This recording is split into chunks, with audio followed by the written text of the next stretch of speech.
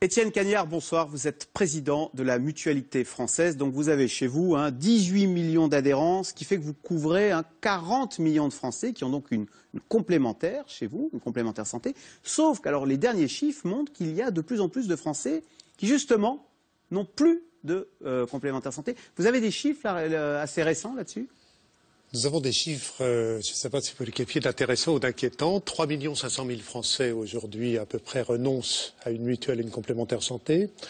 Ce qui est important, c'est bien sûr le nombre en valeur absolue, mais c'est surtout le fait que pour la première fois, cette étude montre que ce nombre augmente, alors que depuis plusieurs décennies, la tendance était à l'augmentation du nombre de personnes couvertes par une mutuelle. Aujourd'hui, ça recule. Sous l'effet de la crise économique et sous l'effet du prix des mutuelles, on peut y revenir. Eh bien oui, les prix des mutuelles, c'est combien une mutuelle aujourd'hui? Une bonne mutuelle, il faut compter combien par personne C'est extrêmement difficile de qualifier ce qu'est une bonne mutuelle, mais finalement, le coût d'une mutuelle, ça oscille entre 50 € par mois et le double. Par personne? Par personne, bien sûr. Donc dans un couple, c'est 100 € au minimum par mois, hein? C'est un budget important pour des raisons très simples d'ailleurs. La première, c'est que les dépenses de santé sont importantes et augmentent depuis des années. Mais la raison principale de l'augmentation du coût des mutuelles dans les 10 dernières années, c'est l'augmentation des taxes. Les taxes, oui.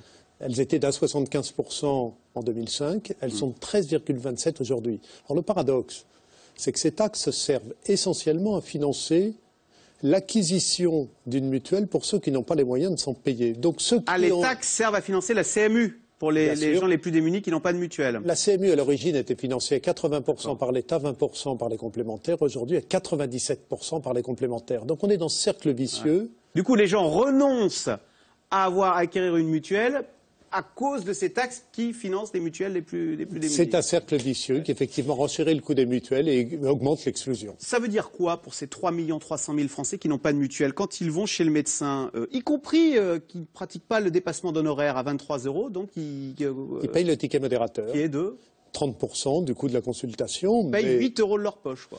Oui, voilà. Et puis surtout sur les médicaments, vous savez comme moi que maintenant les médicaments, une très grande partie sont remboursés qu'à 35%, ça veut dire qu'ils payent 65% du coût des médicaments. Ceux qui sont remboursés à 15%, ils en payent 85%, ils payent le ticket modérateur. Les soins dentaires et l'optique, ça on sait que les mutuelles sont très importantes là, parce que quels sont les chiffres là, combien rembourse la Sécu? Les mutuelles sont d'autant plus importantes que la Sécu est inexistante. 4% des remboursements d'optique par les régimes obligatoires, 4%. La Sécu ne paye que 4% des lunettes?